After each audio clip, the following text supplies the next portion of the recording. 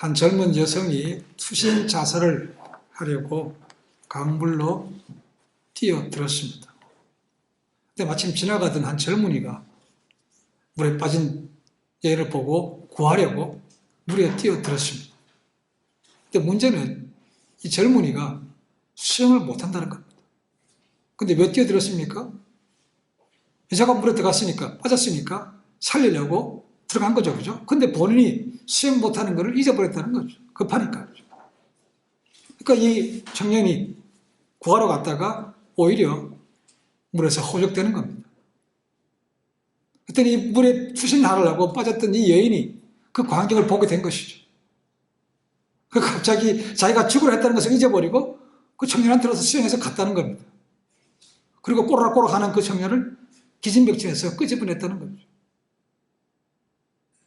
자, 한 사람은 죽기 위해서 갔는데 오히려 사람을 구하는 사람도 있고, 한 사람은 구하려고 들어갔다가 본인이 죽는 상황이 생겼다는 거죠. 그러면 이 여인은 어떻게 해서 그러면 그 순간에 그 젊은이를 살릴 생각을 했을까라는 거죠. 그게 죽으면 그만 아닙니까? 그죠? 근데 그 여인의 머릿속을 스치는 빛이 있었다는 겁니다. 빛이. 아, 내가 이렇게 죽어서는 안 되겠다는 것이다. 이 여인을 죽음으로 몰아간 것은 절망이었다는 것입니다. 자세한 것은 알 수 없지만 절망이 그녀로 하여금 자살할 수밖에 없게 만들었다는 거죠. 그런데 그 죽어가는 영혼을 보면서 살려고 하는 마음의 욕망이 생겼다는 겁니다. 그래서 자기도 살고 청년도 살렸다는 거죠. 그럼 인생에 목표가 없으면 허무한 거죠. 그죠? 목적이 없다는 겁니다. 그러니까 목적이 없으니까 남들이 뭘 하는가, 세상이 뭔가 하는가를 따라갈 수밖에 없는 거죠. 그래서 남이 하는 것 쫓아갑니다. 그죠? 그렇지만 그 남이 하는 것으로 따라갔지만 그 마음속에 채워지지 못하는 거죠. 뭔가 새로운 것을 해봅니다. 이것도 해보고 저것도 해봅니다. 그런데 만족감이 없습니다. 이게 내가 할 것이 아니라는 거죠. 그러니까 스트레스를 받는 것이고 그 마음에 허무감이 점점 더 생기게 되는 것이죠. 그리고 그것이 지나치게 되면 병을 얻게 되는 것이고 극단적인 선택을 할 수밖에 없는 겁니다. 그래서 인생에 목표가 있어야 되는 것이죠.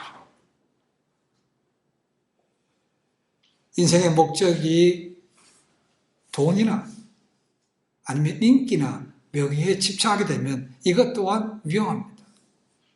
왜요? 그것이 끝이 없기 때문에 그렇습니다. 더 할 거 아닙니까? 그죠? 우리는 늘 예수 주님 안에서 주시는 말씀이 자족하라는 것이었습니다. 그런데 세상 것에 가다 보면 자족이 안 됩니다. 내가 많이 가졌습니다. 근데 나보다 훨씬 더 많이 가진 사람들 자꾸 보게 되는 거죠. 그러니까 저 사람 따라가려고 들어가다 보니까 욕심이 생기는 것이고 더 많이 생기는 것이고 또한 유혹도 이겨내지 못하는 겁니다. 법망을 피해가지 못한다는 것이죠. 그러니까 죄의 구렁텅이로 점점 빠질 수밖에 없는 것입니다. 그러니까 인생의 목적이 눈에 보이는 썩어서 없어질 가져가지도 못할 세상적인 것에 되어서는 안 된다는 거죠. 인생의 목적이 그런 데서 있어서는 안 되는 겁니다. 2000년대 초입니다. 제가 솔레게에서 교회를 섬길 때 한 젊은 부부 가정이 왔습니다. 한국에서 박사를 받았고 한국의 대기업 LG입니다. LG에서 대리로 일을 잘하는 그런 가정이었습니다. 그런데 회사에서 얼마나 인재라고 여겼으면 2년 동안 가서 포닥 박사호 과정 공부하라고 돈 다 대줘서 2년 동안 쓸 생활비, 학비 다 대주는 겁니다. 미국까지 보냈습니다. 그래서 교회에서 만났습니다. 근데 이 30대 중반이었습니다. 그 당시에. 학교를 다니면서 공부를 다시 시작하면서 생각하는 게 많은 겁니다. 과연 인생이 내가 뭔가, 내가 뭐하러 공부했으면 내가 어디로 가고 있는가를 많이 생각하는 시간이 됐다는 겁니다. 한국에 그냥 대기업 다녔으면 쳇바퀴 돌던 것이 아침에 출근하고 퇴근 시간도 없고 그냥 일만 열심히 하다가 그냥 지나갈 텐데, 그죠? 미국 와서 그래도 공부한다고 하다 보니까 시간이 많이 생기니까 생각하는 것이 뭔가, 내 인생이 뭔가를 생각하는 시간이 많았다는 것입니다. 그래서 저와 함께 일주일에 한 번씩 캠퍼스에 같이 만나서 청년들을 만나고 그들에게 비전을 심어주는 것을 같이 나눴습니다. 그러다 이분이 꿈이 생겼습니다. 뭐냐면 후배를 양성하는 거죠. 그리고 2년 과정을 마치고 한국에 들어갔습니다. 그리고 놀랍게도 편지를 보내왔는데 보니까 회사에 사표를 했다는 거예요. 그리고 경기도에 있는 작은 대학교에, 저도 이름을 잘 모르는 대학입니다. 경인대학교인가? 거기에 교수로 들어갔다는 겁니다. 자기 꿈을 이룬 거죠, 어떻게 보면. 그렇지만 이 회사를 그만두고 글로 간 데는 대가를 치러야만 됐습니다. 이 회사에서 돈을 준 것은, 학교 때 다 대준 것은 그냥 거저 준 게 아니죠, 그렇죠? 갔다 오면 최소한도 5년 동안 이 LG에서 섬겨야 된다는 것입니다. 근데 그것을 어기는 경우에는 2년 동안 받았던 거, 모든 거 다시 토해내야 되는 것이죠. 더 나아가서 퇴직금도 반밖에 못 받는다는 겁니다. 그래도 던졌어요. 그래서 대학교에 들어갔습니다. 봉급은 훨씬 적습니다. 그걸 나중에 편지를 보내왔고, 그러면 받은 퇴직금 가운데 감사하다고, 인생의 목표를 발견해서 감사하다고 그 퇴직금의 11조를 제가 섬겼던 대학청교회로 보냈습니다. 인생의 목표를 발견할 수 있어야 거기에 손해된 보등 상관없이 자기 삶을 들을 수 있다는 것입니다. 기쁨으로 할 수 있다는 것이죠. 많고 적음, 이걸 보시면 안 되는 거죠, 그렇죠? 분명히 목적이 있어야 된다고 말하고 있습니다. 우리 인생의 목표가 있습니까? 왜 일을 합니까? 왜 공부합니까? 왜 돈을 법니까? 그 다음에 뭐가 있어야 되는 것이죠, 그렇죠? 그걸로 끝나면 욕망 덩어리밖에 되지 않습니다.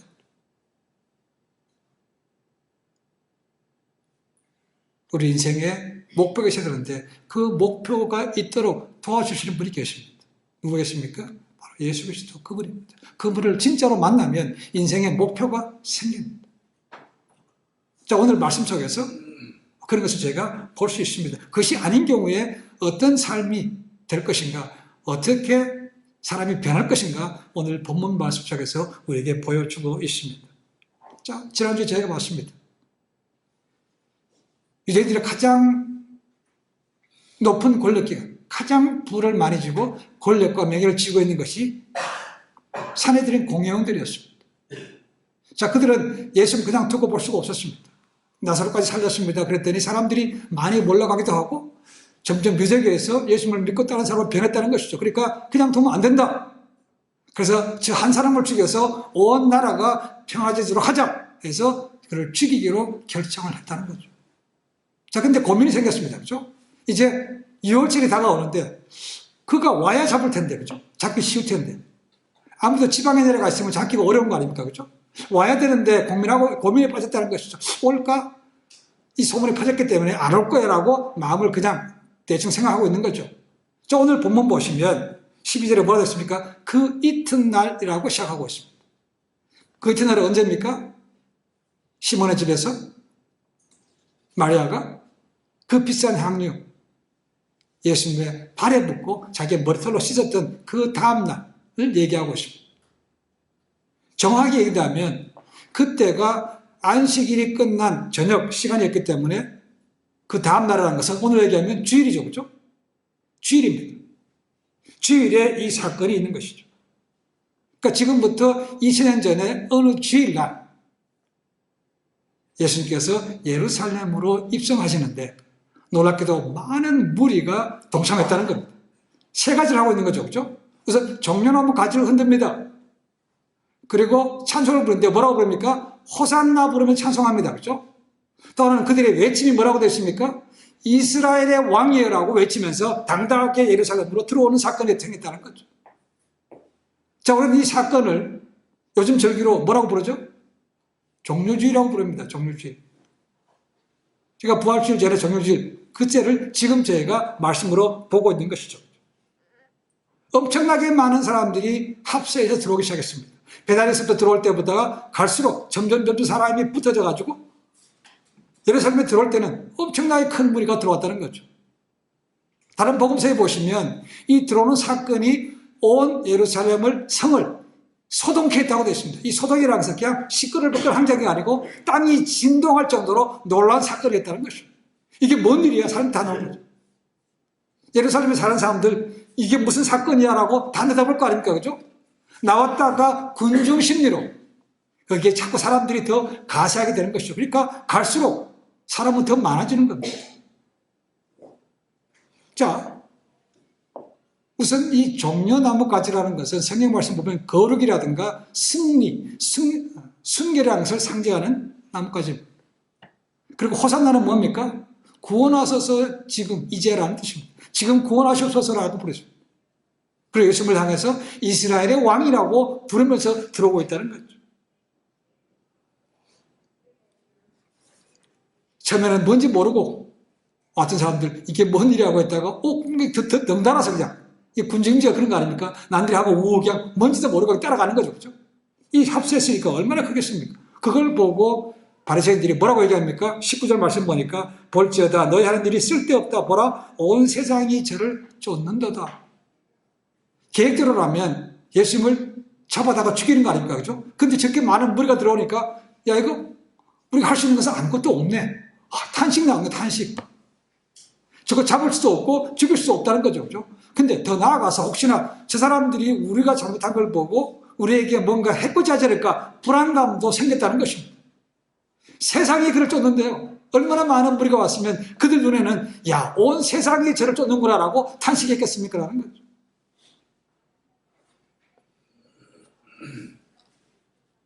변행구절에 누가복음 19장 39절 40절 말씀 보면 그걸 보고 이 바리새인들이 불안해서 예수님께 뭐라고 얘기하는가? 저들을 좀 잠잠하게 해달라. 이스라엘의 왕이라 호산나 그런 거 부르지 말라고 잠잠하게 해달라고 했다는 것이죠. 그때 예수님께서 뭐라고 하셨는가? 만약 이 사람들이 잠잠하면 돌들이 소리 지르라고 했다는 거예요. 야, 이건 당연히 할 일이야. 안 하면 돌들이 소리쳐라고 예수님께서 비록 그들에게 설명해 주신 거죠. 또한 마태복음 21장 14절 15절 말씀 보면 호산나 다윗의 자손이라고 부를 때 바리새인들이 열받았다는 것입니다. 저게 무슨 왕이야 라는 것입니다. 유대인이 왕이 있는 거죠. 헤롯 아닙니까 헤롯. 근데 유대인이 왕이라고 그러십시오. 이게 얼마나 또 나라에 또 어지러운 사건입니까? 그래서 격분했다고 되어 있습니다. 그렇지만 이 모든 것은 자연스럽게 이 많은 군중들에게 묻혀가기 시작했습니다. 자, 이렇게 한번 생각해 봅니다. 자, 그러면 많은 무리들이 종려가지를 흔들면서 호산나 찬송하며 이스라엘의 왕이라고 부르면서 들어옵니다. 그죠?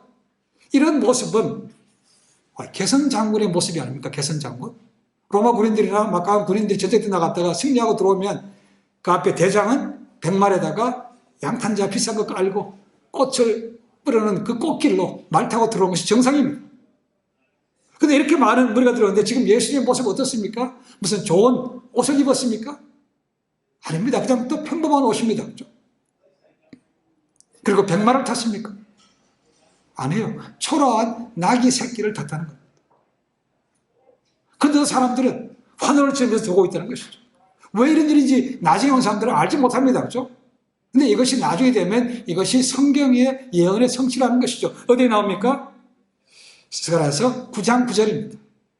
시온에 따라 크게 기뻐할지어다 예루살렘에 따라 즐거이 부를지어다 보라 내 왕이 내게 임하나니 그는 공의로우며 구원을 베풀며 겸손하여서 나귀를 타나니 나귀의 작은 것 곧 나귀 새끼니라 라고 되어 있습니다. 자, 이스라엘의 왕이라고 부릅니다. 그죠? 어쩌면 이것을 어렴풋이 내 왕이 내게 임한다는 말을 쓰고 이스라엘의 왕이라고 부르지만 이 이스라엘의 왕이 무엇을 의미하는지는 몰랐다는 겁니다. 그래서 예수님 뭡니까? 나중에 나오죠. 그죠? 예수님께서 영광을 받으신 후에야 이들이 이게 뭔 뜻인가를 깨달았다는 것입니다. 따라오는 무리도 몰랐고 더 나아가서 제자들도 이것이 뭔지 몰랐다는 겁니다. 모르면서 사람들이 부르니까 호산나 부르면서 이스라엘 왕이여 들어온다는 거죠. 이들이 생각하는 것은 뭔가 한 가지입니다. 예수님께서 이렇게 들어오시면 사람들이 기대가 생기는 거죠. 지금 이 당시에 정치적인 상황을 보면 로마가 이들을 앞잡고 있을 때입니다. 비싸게 세금 내야 되는 것이죠. 그죠? 그러니까 자유가 막히는 것이죠. 어느 정도 자유는 있지만 어쨌거나 힘든 게 많은 거죠. 그죠?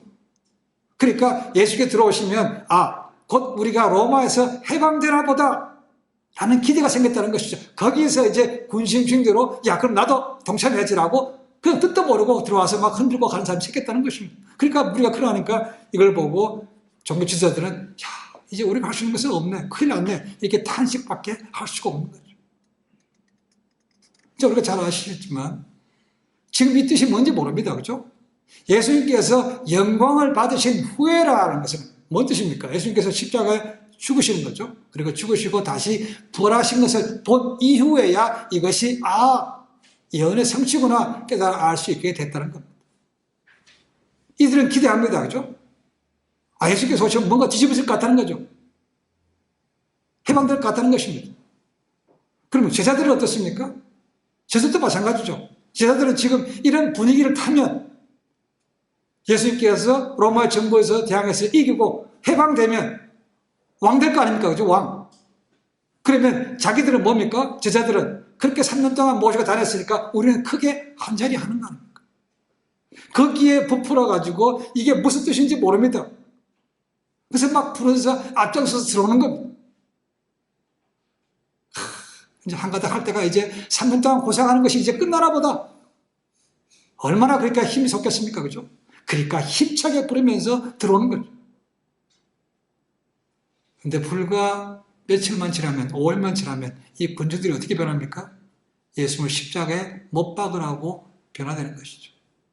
변질되는 것입니다.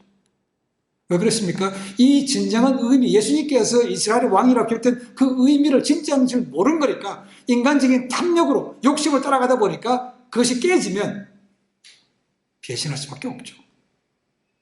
특히 제자들이 깨질 꿈은 얼마나 험한 거겠습니까? 정말 따라다녔는데 뭔가 한 자리 할 줄 생각했다는 것이죠. 근데 허무하게 잡혀서 그냥 죽어버렸어요. 와, 끝난 거 아닙니까? 그죠? 그러니까 예수님께서 지금 이렇게 들어오시지만 이 제자들은 예수님으로부터 내가 예루살렘에 올라가면 서기관과 장로들에게 고난받으시고 십자가에 못 박혀 죽는다고 말씀하셨습니다. 몇 차례나. 그죠?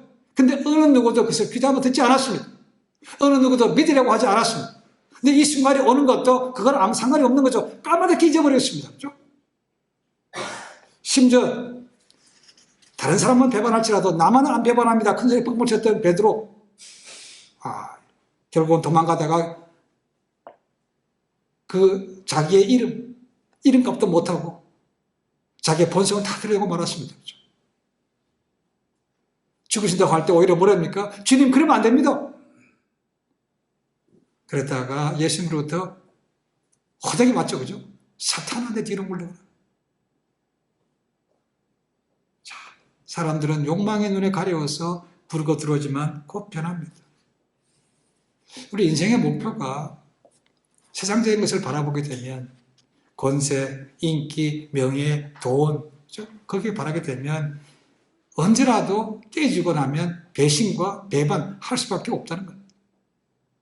이 3년 동안 따라다녔던 제자들도 이런 판국인데 다른 사람이야 오직 더 말해서 뭐 하겠습니까? 오늘도 마찬가지입니다. 마태복음 5장, 6장, 7장 하늘을 산상순이라고 말합니다. 예수님께서 산에서 많은 무리들에게 살아야 될 윤리에 대해서 하나님 나라 백성으로 살아야 될 윤리에 대해서 말씀하신 거죠. 그 중에 하나가 이겁니다. 너희가 좁은 문을 통과해서 좁은 길로 가라는 것입니다. 이거 좋아합니까? 아니죠. 넓은 문을 통과해서 넓은 길로 가는 거 좋아합니다. 사람들이 많이 가는 거 좋아합니다. 그리고 형통하는 거, 높이 올라가고 출세하고 인기 없고 명예 없고 그 길 가는 거 좋아하지 않습니까? 그렇죠? 근데 그게 아니라는 것이죠. 그거 가면 마지막에 뭐라고 됐습니까? 심판. 파멸의 길이라고 됐어요. 그러니까 너는 그 길로 가지 마라. 그 대신 좁은 문을 통과해서 좁은 길로 가라는 것입니다. 나 혼자만 편하는 것이 아니고 남을 위해 사는 삶이 되라는 것입니다. 세상에 빛이요 소금으로 살아가는 것입니다. 의롭게 살아가는 것입니다. 네가 손해보면 살아가는 것입니다. 이게 쉽겠습니까? 좁은 길, 글로 가는 사람은 적지만 마지막에는 뭐라고 했습니까? 생명이 있다고 말씀하고 있다는 거죠. 우리가 추구해야 될 삶은 그런 것이 하는 거죠. 얼마나 많은 사람들이 있는 것에 자족하지 못하고 더더하는지 모르겠습니다. 그래서 세상은 참 어렵습니다. 여기 여러 가지로 잘할 것 많은 중에 하나가 본 사람들이 사회에 환원하는 것들이 많습니다. 우리가 알고 있는 아이비리그 학교들, 대학교들, 좋은 학교 많습니다. 그렇죠? 사립학교가 많습니다. 사립학교. 대부분 다 크리스찬들이 생각합니다.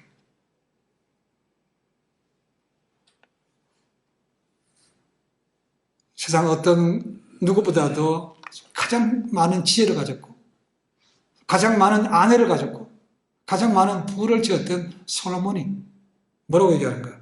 전도서 5장 10절에 이렇게 말합니다. 은을 사랑하는 자는 은으로 만족함이 없고 풍부를 사랑하는 자는 소득으로 만족함이 없나니 이것도 헛되도다. 모든 부, 명예, 지혜 다 졌다는 것이죠. 근데 뭐라고 결국은? 헛되다는 거죠.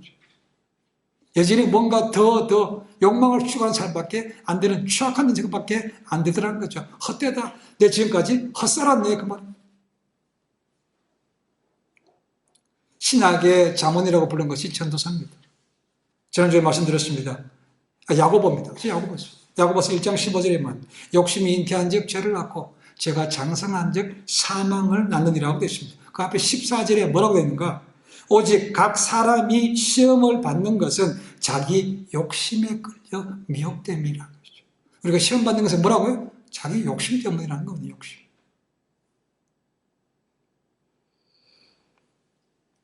욕심을 버릴 수 있으면, 욕심을 줄일 수 있으면 더 많은 평안함과 행복을 누릴 수 있는데 그것이 말처럼 쉽지가 않은 거죠.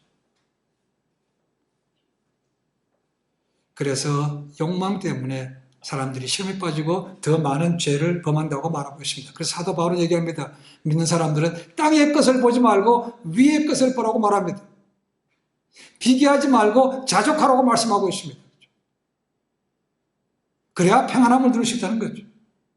덜 취해질 수 있고 덜 죄에 빠지지 않고 덜 유혹에 빠지는 거죠.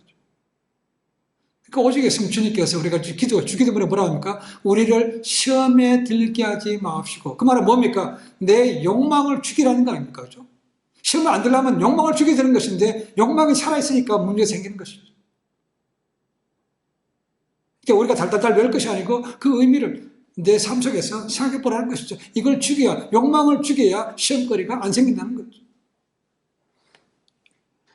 참된 믿음이라는 것은 눈에 보이는 세상을 따라가는 것이 아니고 눈에 보이지 않는 세계를 바라보는 것이죠.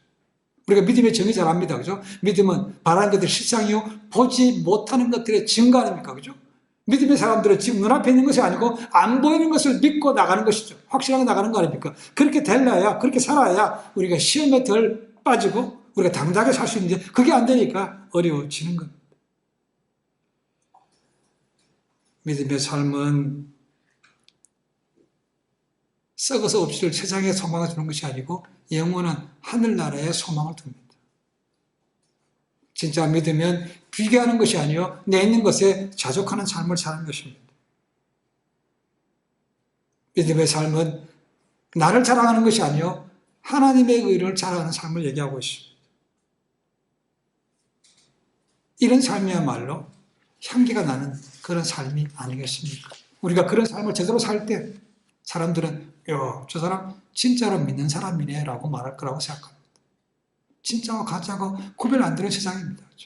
우리가 제대로 살아야 저 사람은 진짜야 라고 칭찬받을 수 있다는 것입니다. 그 인정받는 것이 쉽지 않습니다. 진화내나가 아니고 저 사람은 진짜 믿는 사람이라는 겁니다.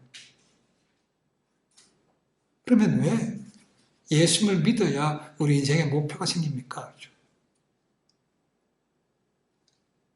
먼저는 그분이 우리의 구세주가 되고 우리가 용서받은 죄인이었던 그 다음에 하나님의 자녀가 됐기 때문에 그렇다는 것이죠. 죄로서 살 때면 삶은 달라야 되는 거 아닙니까? 그죠? 이제는 내가 죄를 용서받았다면 어떻게 살아야 되는가? 내가 뭘 하든지 간에 하나님의 영광을 산다는 것입니다. 그것이 가장 큰 목표입니다. 내가 뭘 하든지 간에 하나님의 영광으로 산다. 이걸 전달한 목표라고 볼 수 있습니다. 근데 그 구체적으로 그럼 나는 어떻게 그분께서 보시 영광되는 것인가? 공부를 통해서? 아니면 사업을 통해서? 내가 섬김을 통해서? 선교를 통해서? 전도를 통해서? 이렇게 구체적으로 각 사람에게 달라지는 것이죠. 그래서 그분을 믿으면, 진짜로 믿으면, 내가 이랬는데, 내가 용서받았어. 자녀가 됐어. 나를 불러주셨어. 그렇다면 내가 이걸 해야지. 하나님께 쓰임받고 영광돼야지. 이렇게 목표가 생긴다는 거죠. 그래서 믿는 사람과 안 믿는 사람의 차이가 생기는 것이죠. 그 진리요. 영생을 바라지 못하니까 그저 욕망에 이끌려가서 눈에 보이는 삶을 살 수밖에 없는 거죠. 시편 49편 20절에 이런 말씀이 있습니다. 존귀에 처하나 깨닫지 못하는 사람은 멸망하는 짐승 같도다라고 되어 있습니다. 사람이 욕망에 끌려 살게 되면 본능대로 사는 짐승과 별로 다를 것이 없는 것이죠. 시편 저자가 정확히 말하고 있습니다. 그렇게 깨닫지 못하는 사람은 뭐라고요? 멸망하는 짐승 같대요.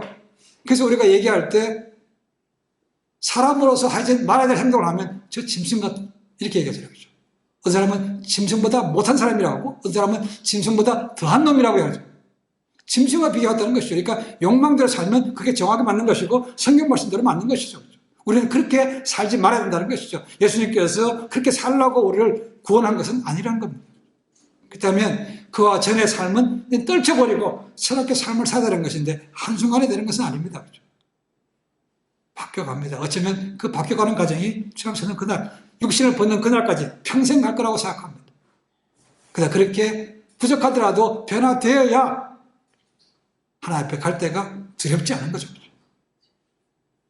그래서 예수 그리스도를 믿어야 되는 것입니다. 그렇지 않으면 오늘 많은 무리들 호산나 부르면서 찬송 부르면서 종려가지 흔들면서 이스라엘 왕이 했던 그 사람들 제자들 조금 있으면 뭡니까? 십자가 못 박으라고 고함 치는 거 아닙니까? 쉽게 변질되고 배신하는 거 아닙니까? 그죠? 그러니까 욕망에 따라가면 그렇게 될 수밖에 없다는 겁니다. 근데 감사한 것은 예수님께서 제자들에게 부활하신 날 보여주셨기 때문에 제자들은 다시 돌아올 수 있게 된 것이죠. 그러니까 부활하신 주님 제대로 믿으면 제자들이 돌아간 것처럼 저희들도 돌아갈 수 있는 거죠. 내 삶의 목적이 분명히 생겼습니다. 내가 뭘 하든지 간에 하나님의 영광을 위해 살겠습니다. 하나님의 의를 드러내는 삶을 살겠습니다. 예수의 복음을 전하는 삶을 살겠습니다. 이렇게 바뀌어가는 것이죠. 그래서 믿음이 그렇게 중요하다는 것입니다. 저도 그런 게 아닙니까? 공부하러 왔다가 예수를 만나고 보니까 하나님의 부르심이 그게 아니더라는 것이죠. 그래서 바뀐 겁니다.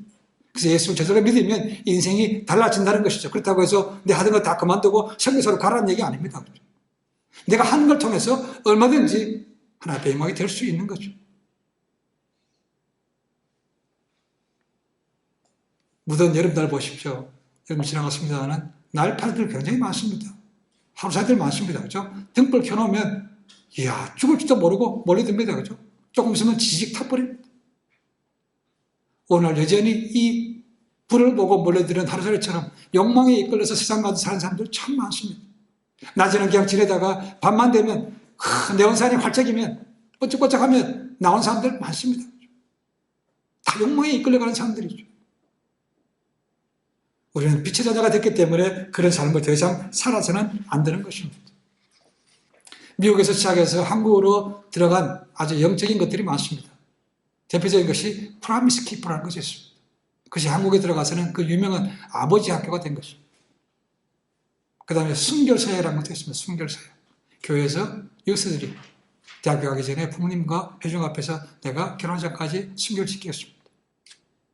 또 하나 나온 것이 뭐냐면 유산 안 물려주기 운동이었습니다. 미국에 시작해서 한국에 들어갔습니다. 지금 한국도 하고 있습니다.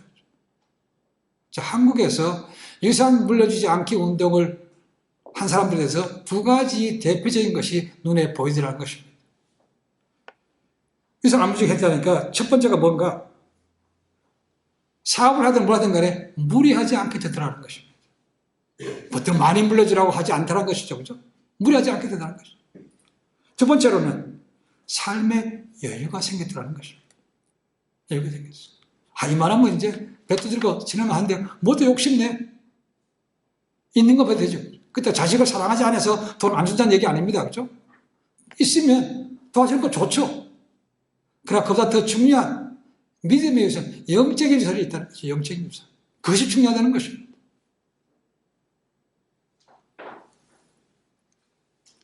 우리가 욕망에 빠지지 않기 위해서는 진리이신 예수 그리스도를 믿고 그분을 따라가야만 된다는 것입니다. 따라가는 거 쉽지 않습니다. 근데 그분은 우리에게 직접 보여주셨습니다. 이 마지막 들어오면서 환호할 때도 조금 있으면 그들이 배신할 것도 압니다. 그죠? 근데도 묵묵히 봐주시는 거죠. 덮어주시는 겁니다. 배신하고 도망갈 제자들도 아시면서도 끝까지 책임지시고 가시는 거죠. 예수께서 그 길 가시면서 우리로 하여금 너희들도 힘들지만 이 길로 오라고 초청하는 거죠. 지금도 부르십니다.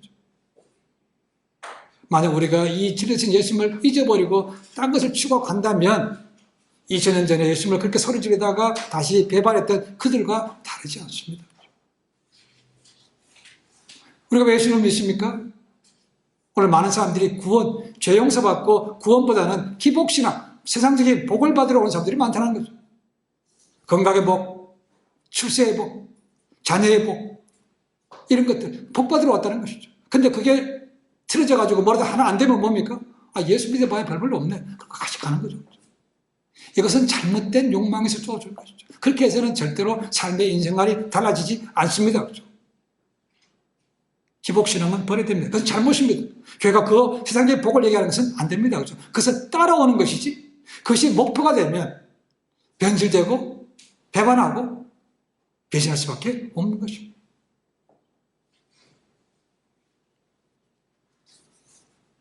주님이 가셨던 길 쉽지 않습니다. 주님은 늘 우리가 주님 바라보며 영원한 것, 천국을 바라보며 따라오길 원하십니다. 그러면 나머지는 내가 책임진다고 말씀하십니다. 물론 세상적으로 뭐 출세하고 더 돈을 많이 벌고 이런 거 아닙니다. 그렇죠? 정말 세상에 줄 수 없는 평안함, 정말 세상에 줄 수 없는 넉넉한 부자로 살 수 있게 만들어주는 거죠. 오늘 이후로 하시면 주 앞에서는 그날까지 주님 가신 길을 따라갈 뿐만 아니고 욕망을 죽이고 가는 가운데 뭘 하든지 간에 하나님의 영광을 드러내는 데 귀하게 쓰임받는 그런 복된 삶이 되시기를 주님을 간절히 축원해 드립니다. 기도하겠습니다.